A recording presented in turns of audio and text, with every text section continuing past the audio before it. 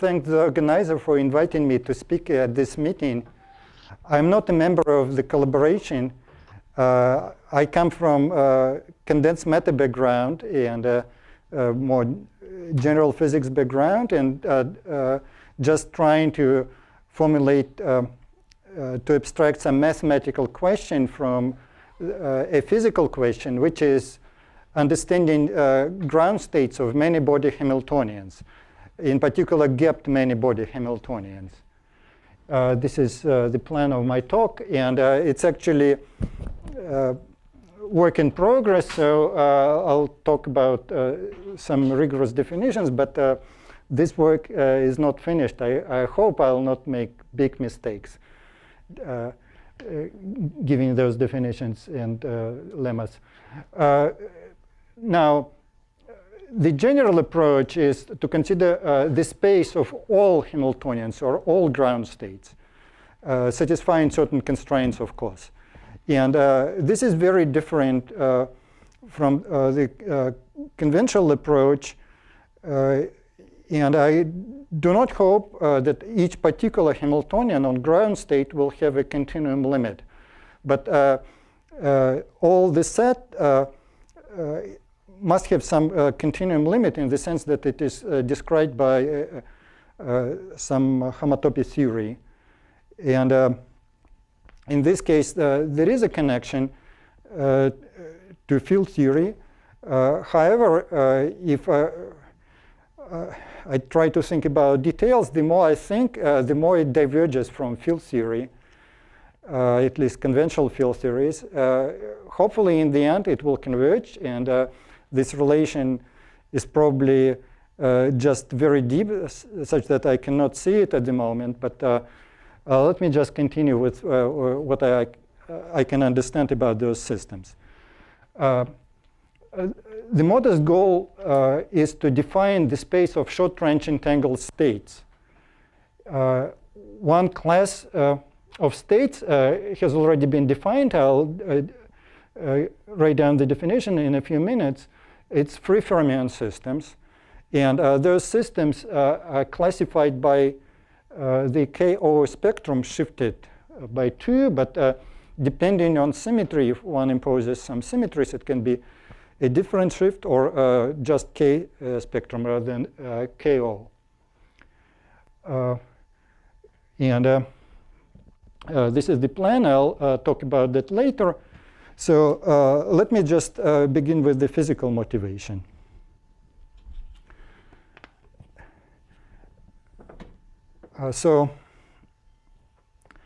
There are two phenomena I would like to address concerning gapped Hamiltonians and their ground states. One phenomenon is described by categories, in particular modular unitary modular tensor categories. And physical systems described by such categories are two-dimensionals, and they carry anyons. Now, I'll be focusing on ground states, but anyons are excitations whose properties are somehow encoded in the ground states, in the ground state of the system. So if there is an anyon here and one moves another anyon around, this process is described by an operator acting on the ground state.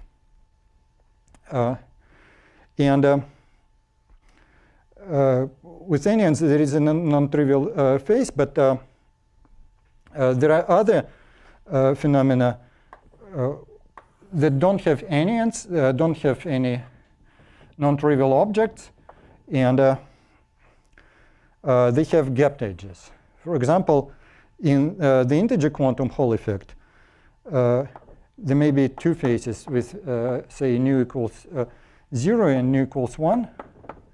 And in the bulk, they're gapped, but there is a gapless boundary.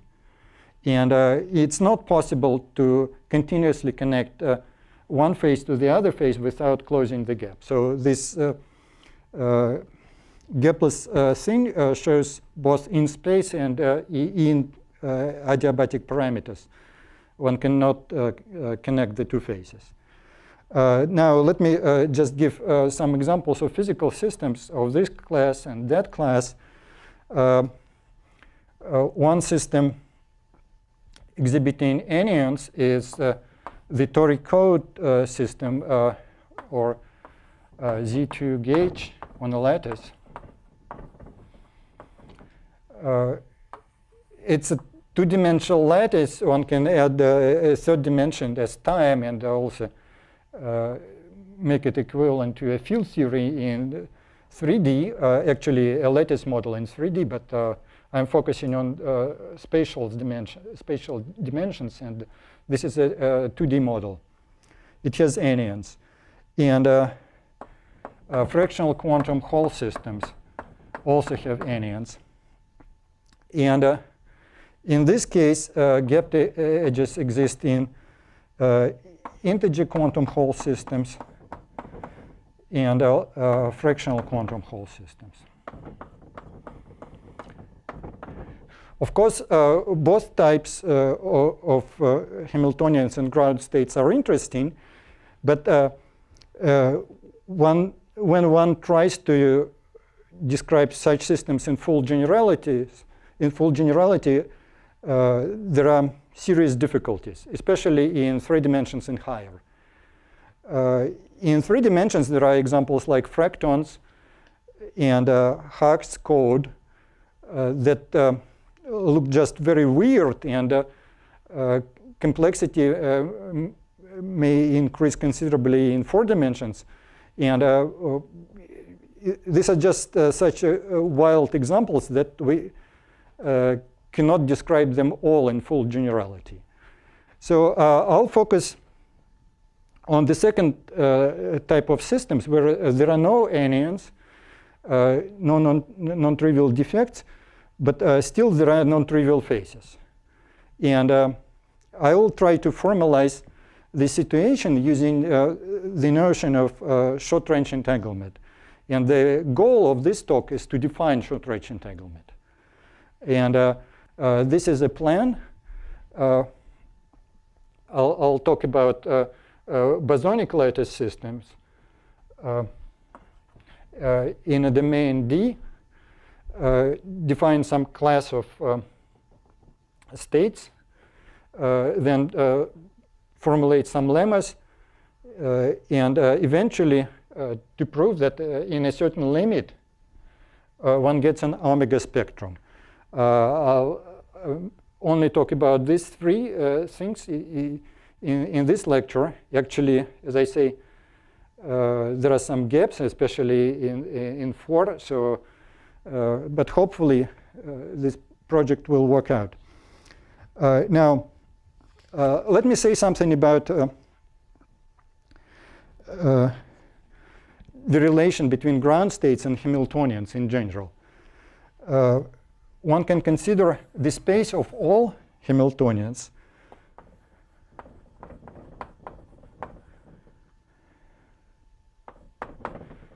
and the space of ground states. And as topological spaces, they form a fibration. Gaphamiltonians is the total space, and this is the base. And this vibration has a contractible fiber, because if we consider a given ground state and consider all Hamiltonians with that ground state, they form a convex set. And therefore,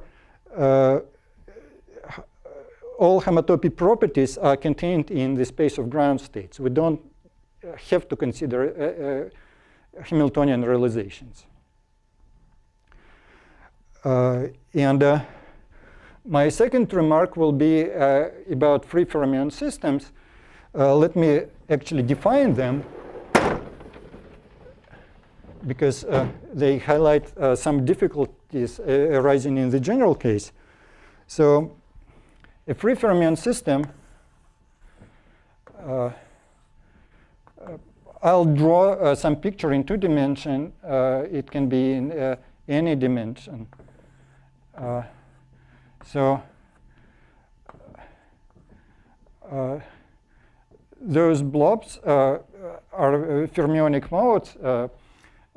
They're just Z2 graded two-dimensional Hilbert spaces. And one can describe each fermionic mode as two Majorana modes. And formally, if this is site J, there are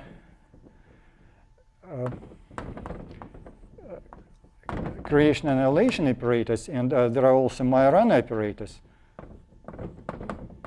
Here we have a question. Yes. If you look at the fibration that you wrote that has the space of gapped Hamiltonians above and the space of ground states below, you gave an argument why the fibers are contractible, but does your argument also show that the fibers are non-empty? Or is it by definition of ground state that there exists a Hamiltonian that realizes it? No, it's not automatic, but we'll define a class of states such that they have a Hamiltonian realization. Okay, thanks.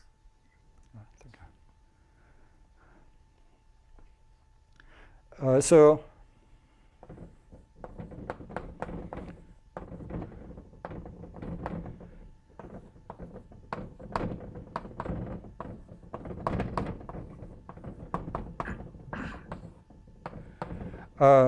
these are the generators of some algebra. It's the Clifford algebra, complex Clifford algebra, and the commutation relations are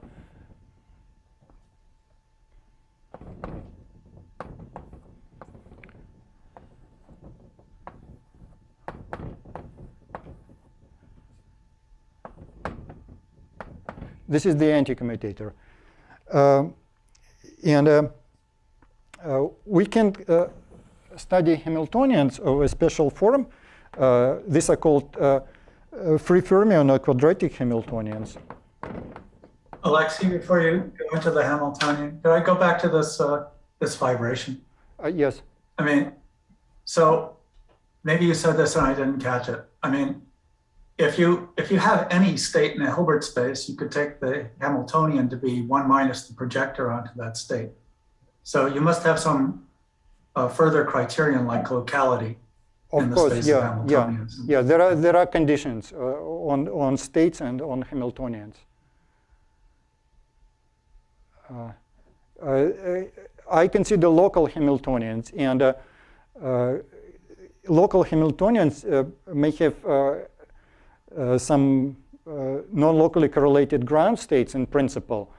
So I will further restrict the set of ground states to exclude these.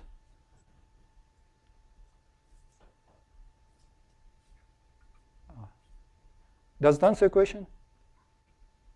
Yeah, I just thought you should clarify that. Okay.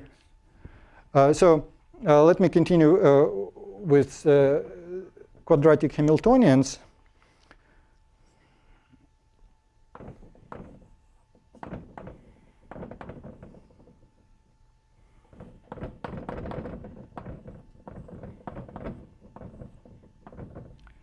A is some skew symmetric matrix describing interactions between or hoppings between different modes. And if we have two sites, J and say J and K, or K and L,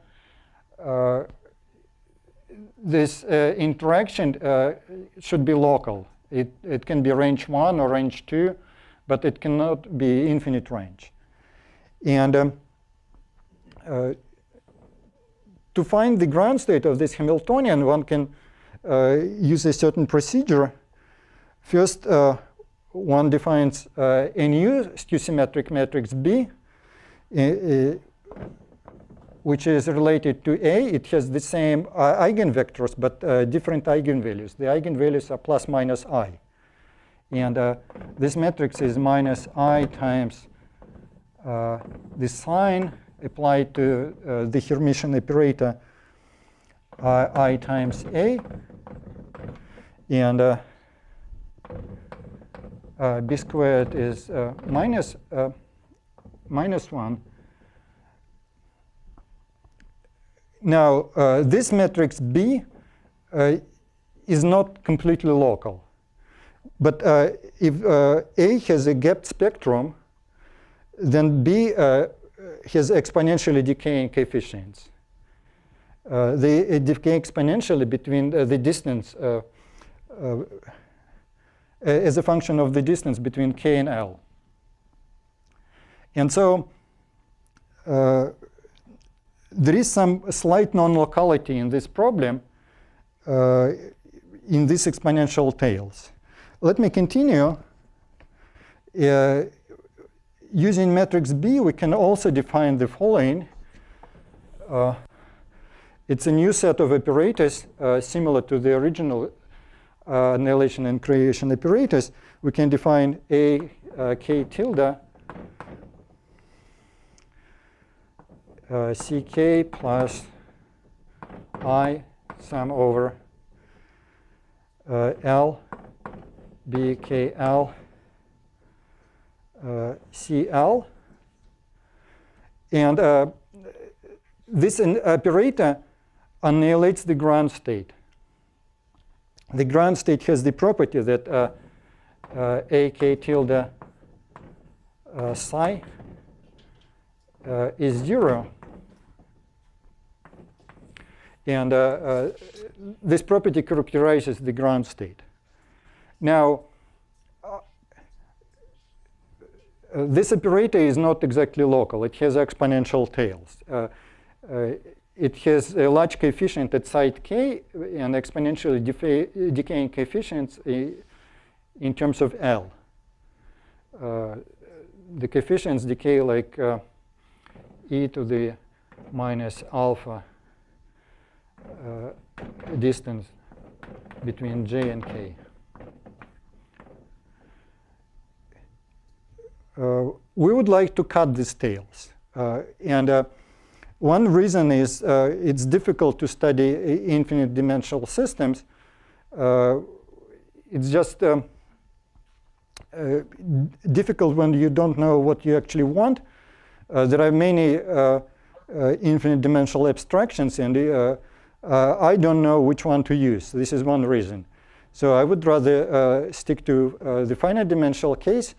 And when the work is done, one can figure what the right abstraction is for this problem. And the second reason, as a physicist, I know that if I take a finite piece of material, I should be able to tell whether its whole conductivity is 0 or 1. The essential properties of the system should be encoded in a finite piece of that material. And that's why I work with finite systems, cut those tails, but cutting the tails introduces errors.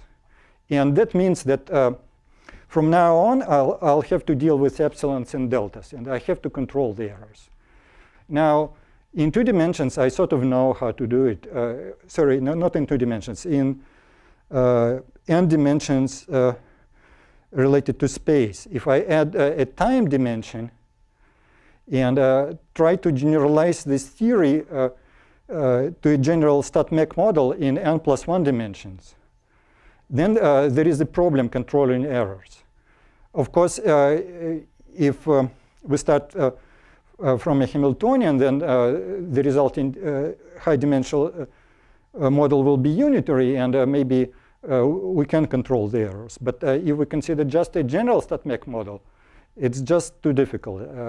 That's why I'm focusing on studying states rather than state models in 1 dimension higher.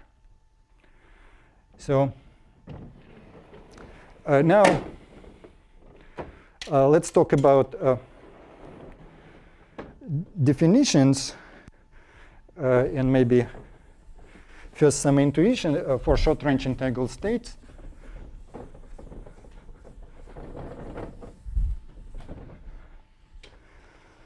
A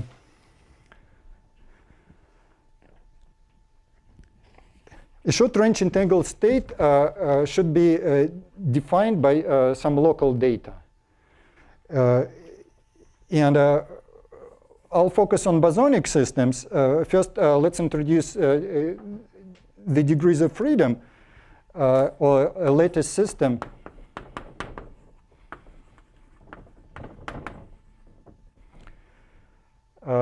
In domain D.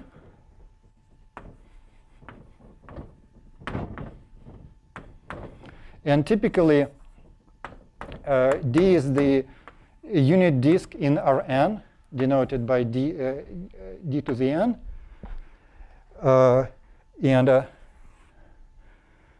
The first piece of data is a finite subset of D.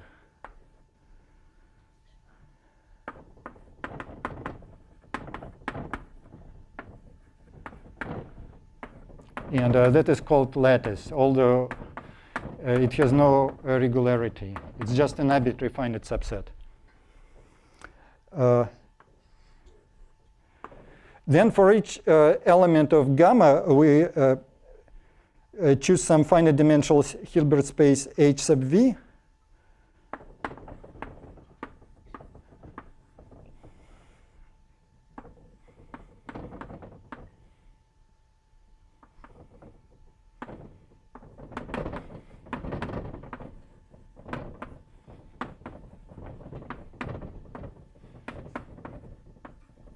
And I'll call it a qunit, a quantum unit.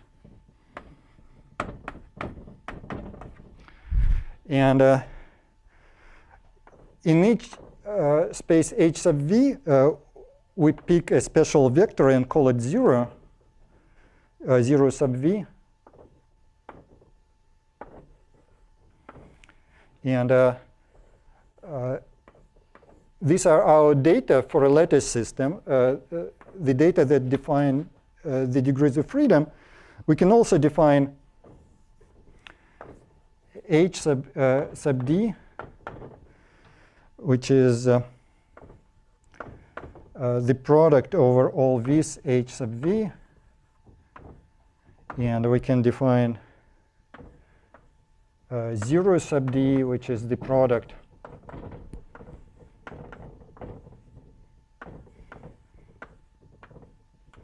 and so on.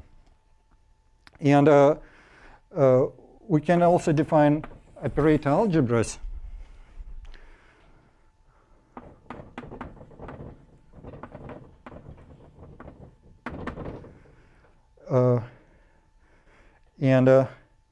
One algebra is the algebra of all linear operators acting on H sub v. We will usually use the operator norm. This is a short notation, v tilde. All things with a tilde are algebras in my talk. And d tilde is the space of linear operators on H sub d. So our goal is to consider states on d tilde. And so I'll not use this.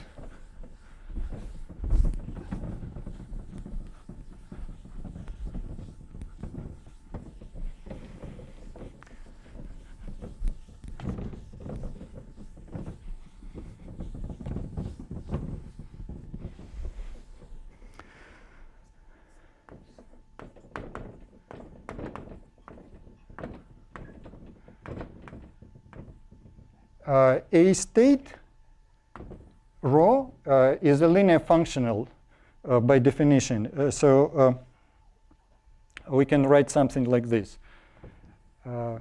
This linear functional rho is applied to an operator x. And I use square brackets for function application because parentheses are used for other purposes like grouping and so on. On the other hand, rho may be represent it as a matrix, the density matrix. And we may also write trace rho times x, because our spaces are finite dimensional.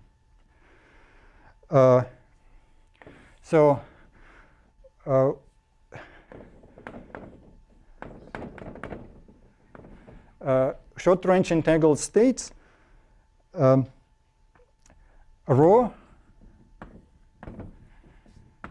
should be defined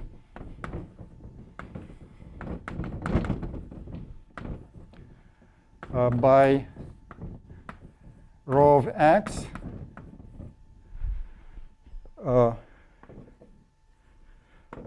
where x has small support.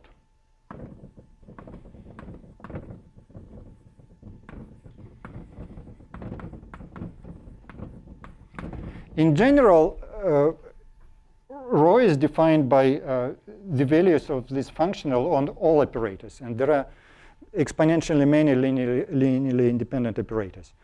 However, the space of states is convex because states are positive, and certain states require much fewer conditions for their definition. And this is one example. We can define rho as a rank 1 state, rank 1 density matrix,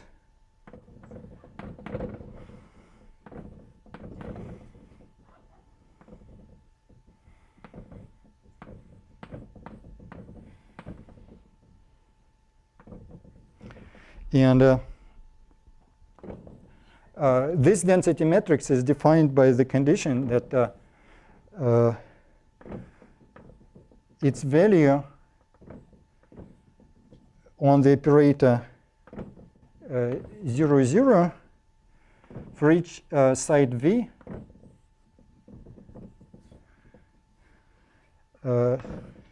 is 1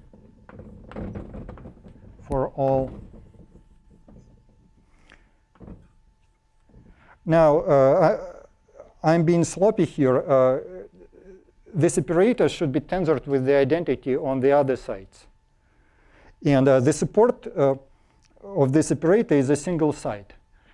The second example I have already shown with free fermionic systems. We can have this condition rho AK tilde dagger AK. The operators I defined previously, and by definition is this is the ground state expectation value.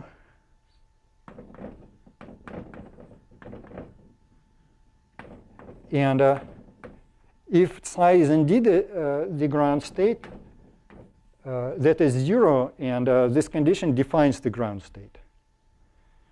So there are examples where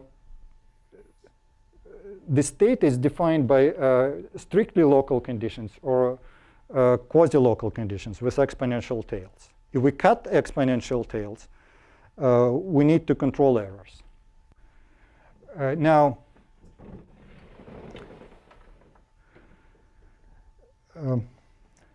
we can consider a counterexample.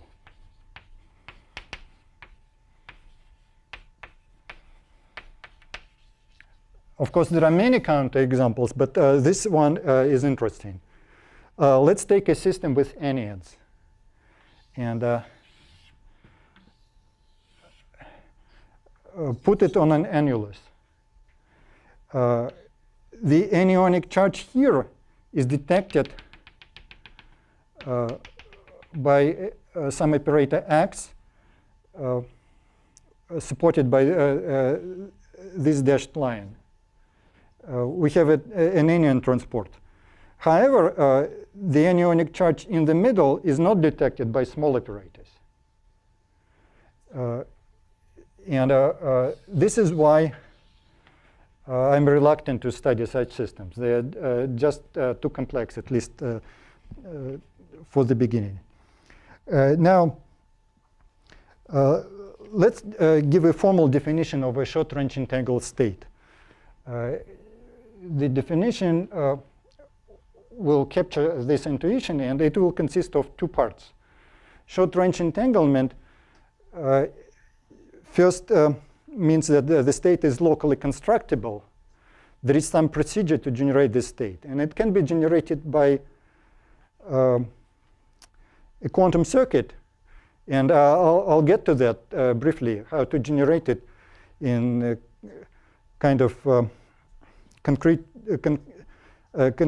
concrete fashion using local operations on the lattice. But I'll start with a more abstract point of view. And secondly, the state is locally pure. I'll explain what that means. So let me give my first definition.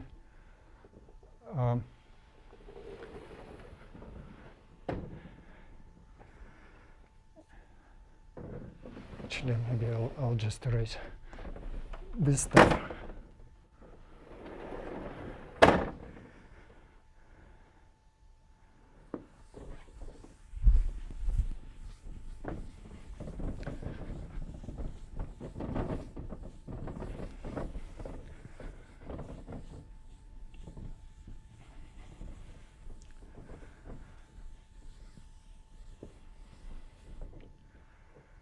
So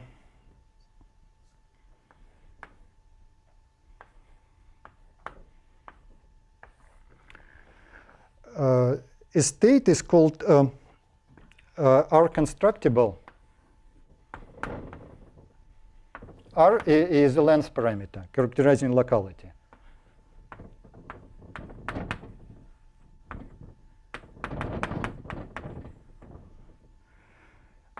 If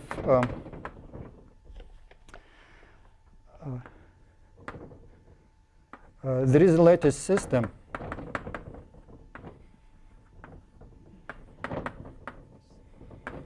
lambda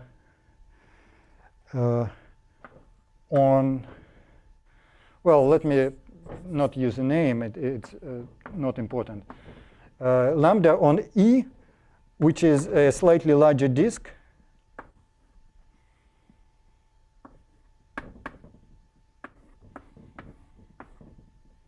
So this is disk D, and E is slightly bigger by R. And I'll also use negative neighborhoods for trimming. But in this instance, it's a positive neighborhood.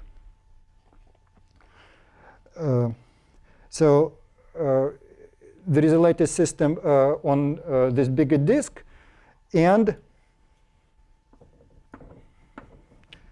a star homomorphism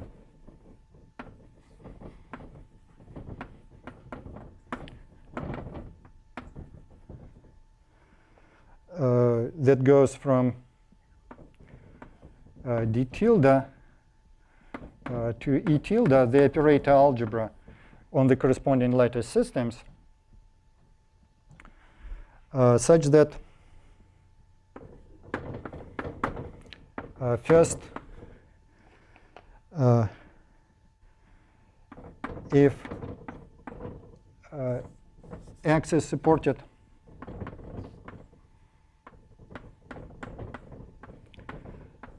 by A,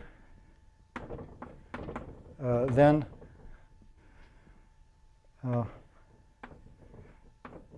here I need a name. I call this homomorphism R. R of X, the support of R of X is only slightly bigger.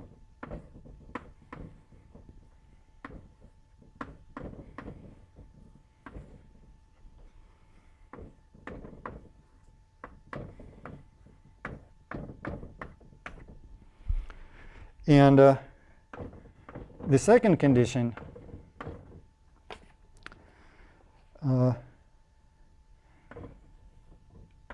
our state is represented by R in the following way. It's R star, the adjoint homomorphism, the adjoint map, it's not a homomorphism, applied to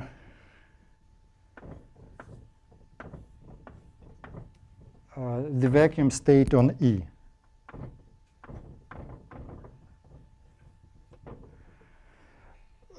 Which is, by definition,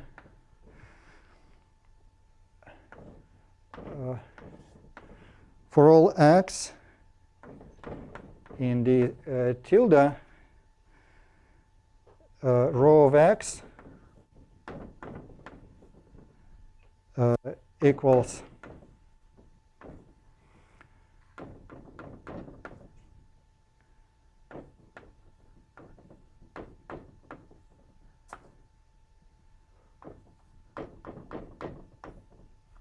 so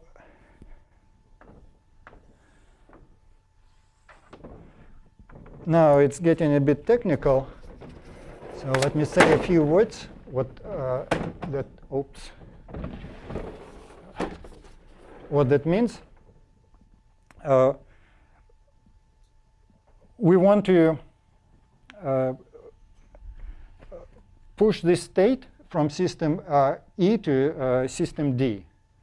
And instead of pushing it, we may pull operators on D or D tilde to get some operators on E tilde. So that's what's happening here. We apply R to an operator X and take its expectation value on state 0. Now,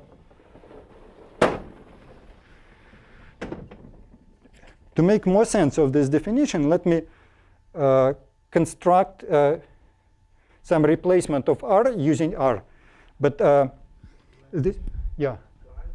So you're not extending operators by the identity. And one way to write down an R would be to extend by the identity. I extend. D tilde is the C star algebra of operators on the Hilbert space. Yeah. D, right. You could just extend those by having them act as the identity. On what? On the Hilbert space and the lattice sites in E. Yeah. I'll do it. I'll do it in a moment. But you're not. But you have some different R tilde has some different extension in mind. No. I have this extension. Let me define it. It may be different, may be the same. Okay. All right. So.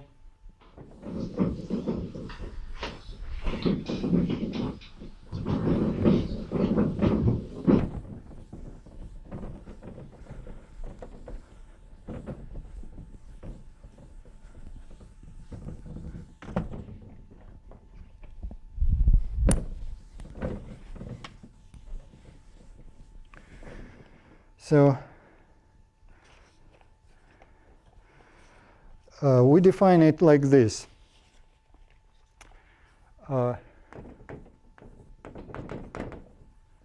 Define a unitary U on HD tensor HE. And U is equal to identity acting on D tilde tensor R. R also acts on D tilde, but let's apply it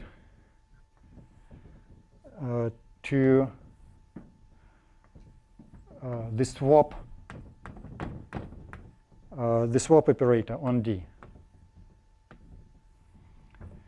So this swap operator belongs to the operator algebra on the tensor product of two copies of D, which is the same as d tilde tensor d tilde. And this is a super operator, meaning that it acts on algebras of operators. And it takes d tilde to d tilde to d tilde tensor e tilde. So in the end, we get an object that belongs to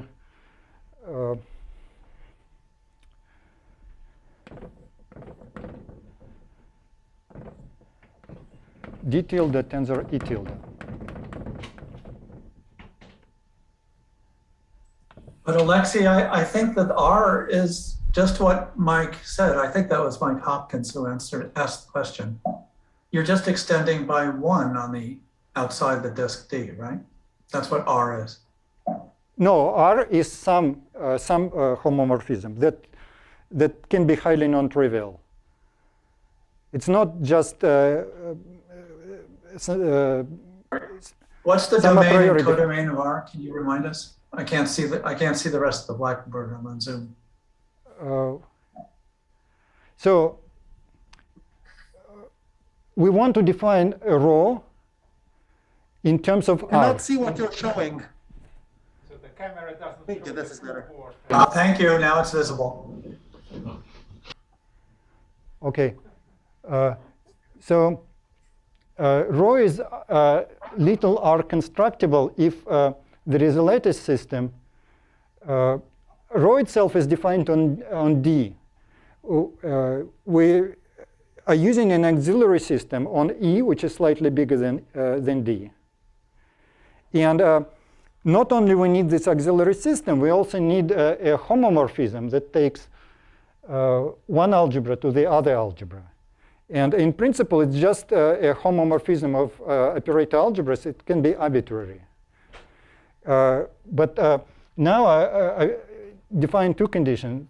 The first condition is locality, that it doesn't spread operators too much.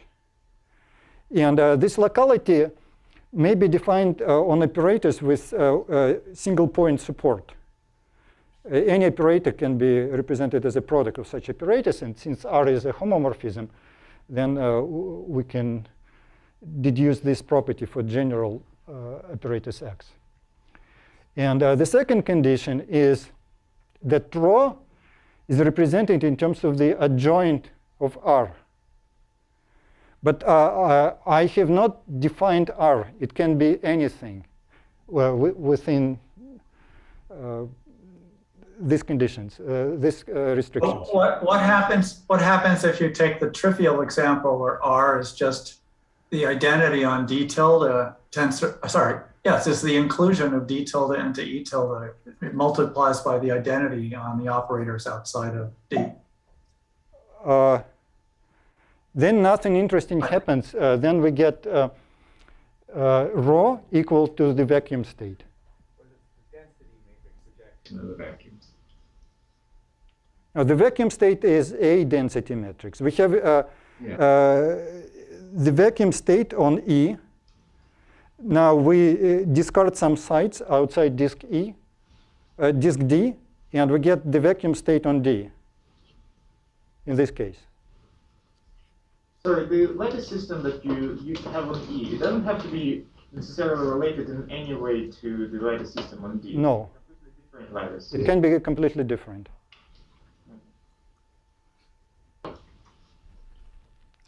So let me finish this definition of U.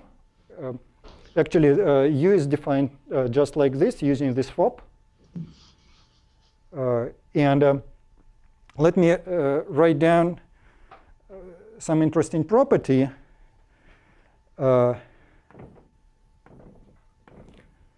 Well, I guess I don't have time to prove it, although it's pretty simple. Rho happens to be equal to mu, which is by definition this. We take the vacuum on D and the vacuum on E.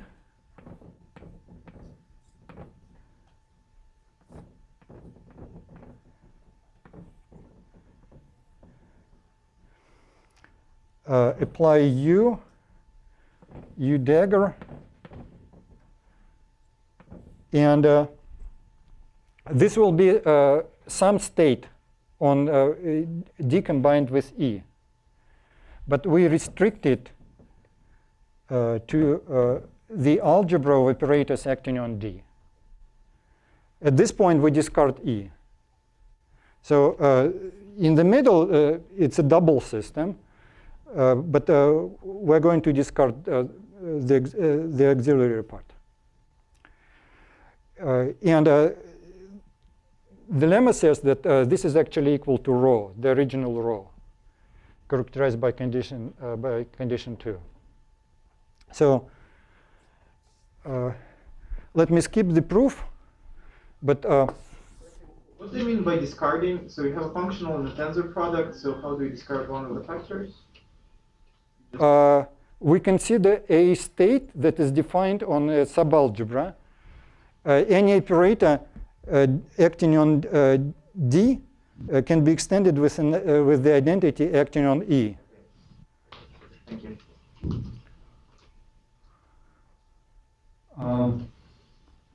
So, actually,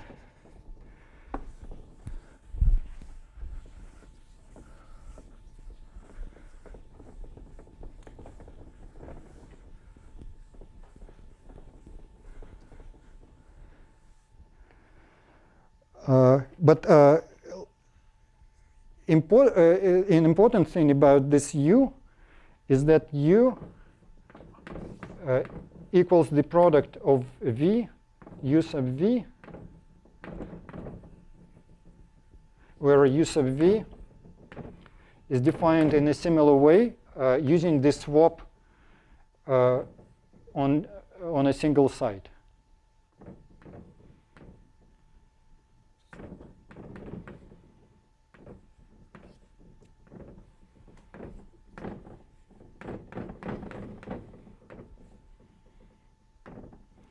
This is a single site swap. We take two copies of site V and swap them.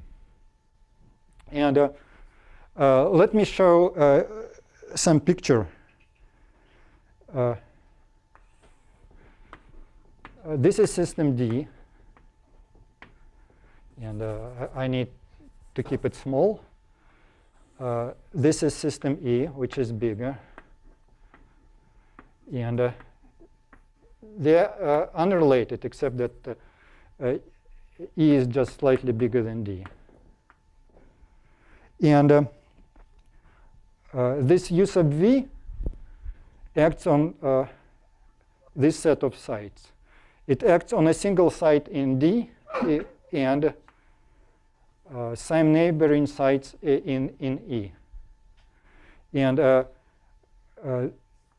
is a similar V acting here, and there are many such U sub V's. So the important thing is that this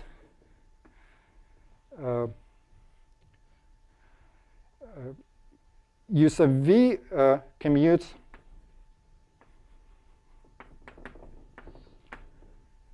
with U sub V prime. So they all commute with each other.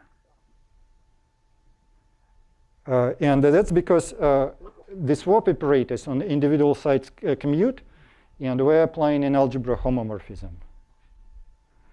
So this is like a quantum circuit, only better. In a quantum circuit, we apply local operators in a certain order. And here we can apply them in any order.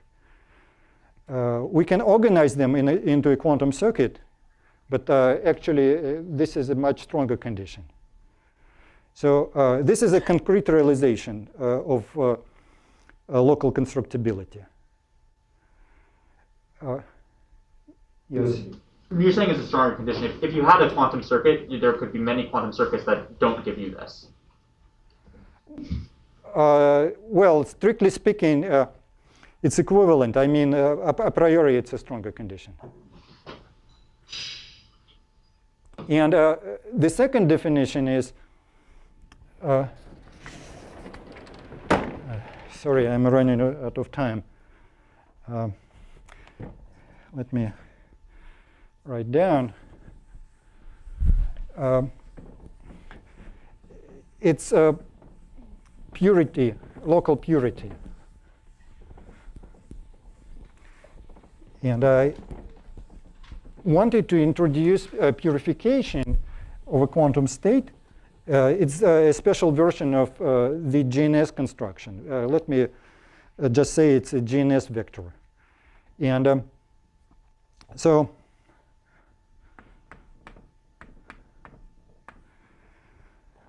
a state is R epsilon pure.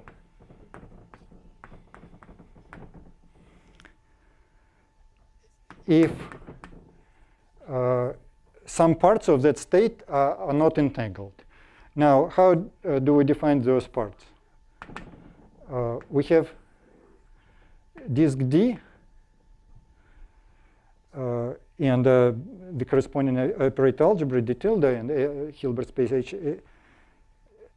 And there is another blob M that is not geometric. And there is a pure state on D together with this extra part. So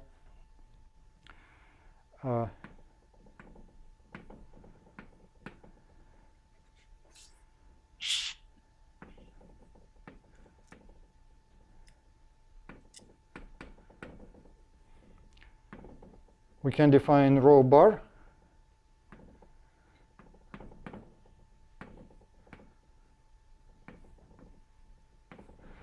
And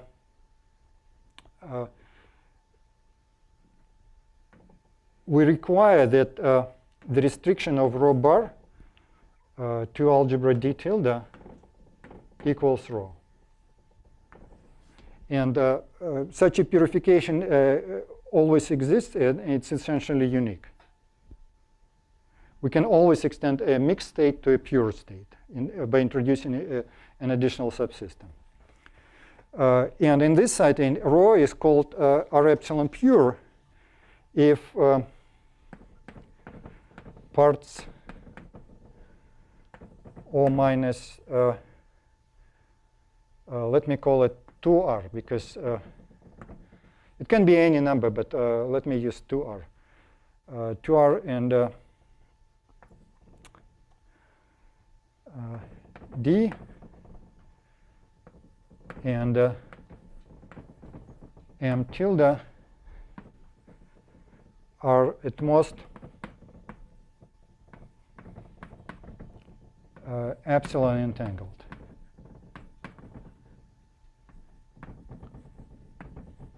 So if we consider D minus, which sits inside,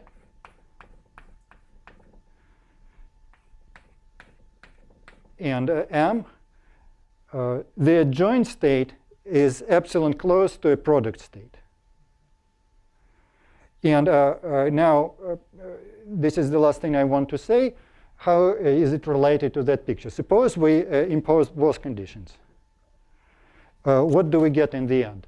We can identify this M with system E.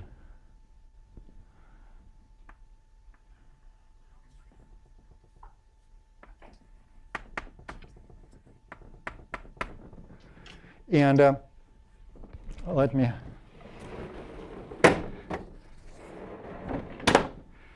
So we're cutting something on the sides, but we're left with two parts, one here and the other here, that are not entangled with each other, or only epsilon entangled. So this part on the sides is entangled with the fringes of system E, and similarly here. And it's also entangled with a boundary region of this disk D minus. So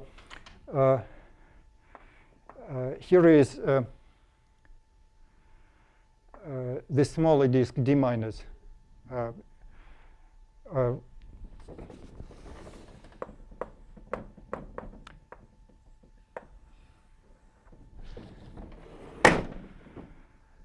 And the conclusion is that by using the operator U and imposing both conditions, purity and local constructibility, we can construct the state together with some additional state that are not entangled with each other except near the boundary. In the bulk, they won't be entangled. And this is similar to invertibility. So we can, for the system D, we can find an auxiliary system E such that they together can be transformed into a trivial system by the operator U. U transforms this, or U minus 1 transforms this picture into the vacuum state on both D and A. And I could talk about some other properties, but let me stop here. Thank you.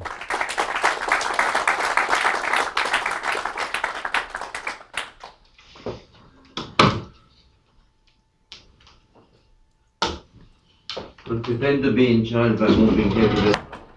Please ask questions.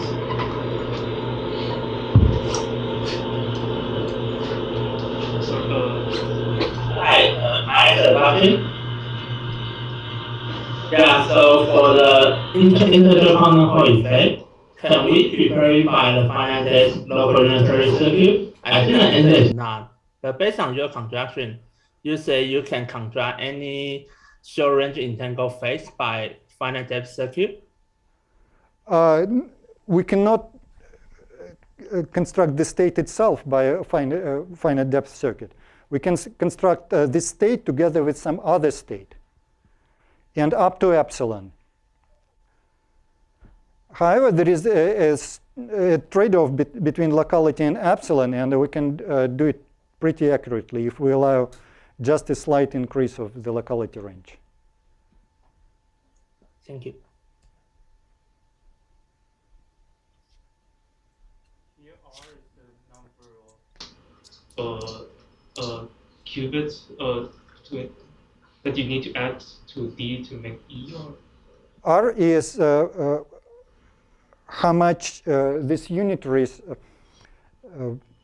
extend an operator. So R is basically the radius at which the action propagates. Okay. And here rho in general is the density matrix. So Rho is a density matrix, right? the definition that rho is all constructible means that rho exists of purification, that you only need to go to small R size. So you only need to increase the system by radius R, then there's a purification.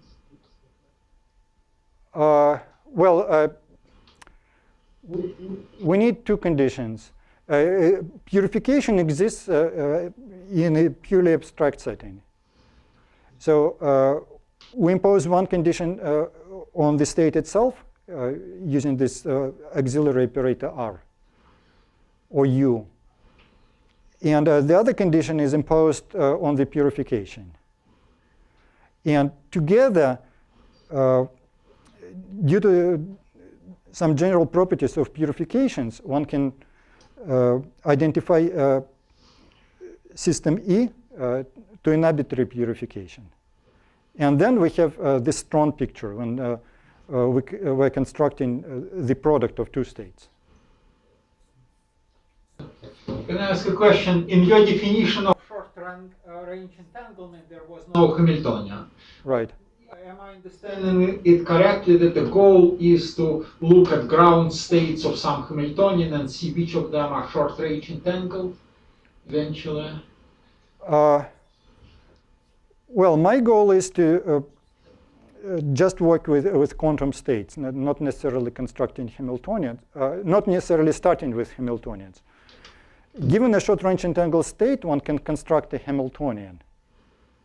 But if you look just at some concrete Hamiltonian, it may be difficult, computationally difficult to decide whether its ground state is short-range entangled or not.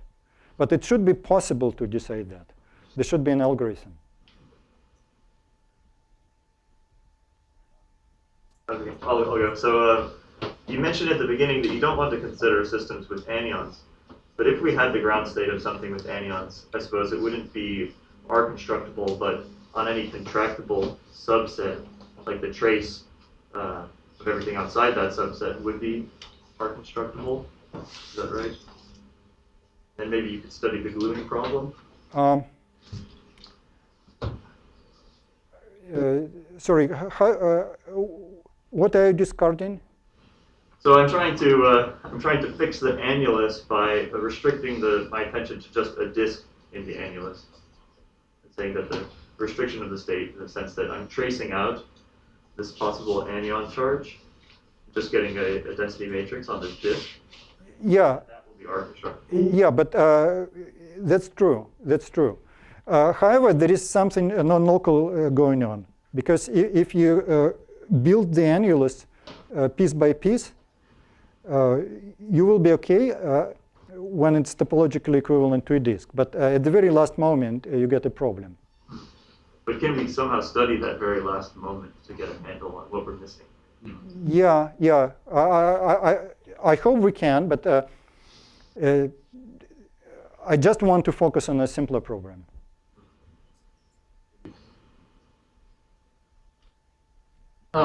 You didn't put in anywhere that the state is the ground state of the gapped Hamiltonian specifically, but does that follow from being short-range entangled? Yes. We can construct a gapped Hamiltonian with this ground state.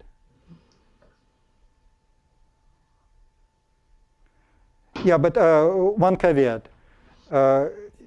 Usually we understand gap in terms of the spectrum of an operator. However, this funny thing is gapless near the edges. So it's not the usual definition of the spectrum. One needs to modify it somehow.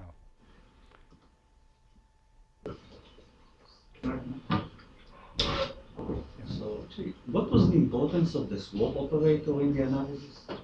The swap operator is used to construct this capital U that can be represented as a product of U sub V.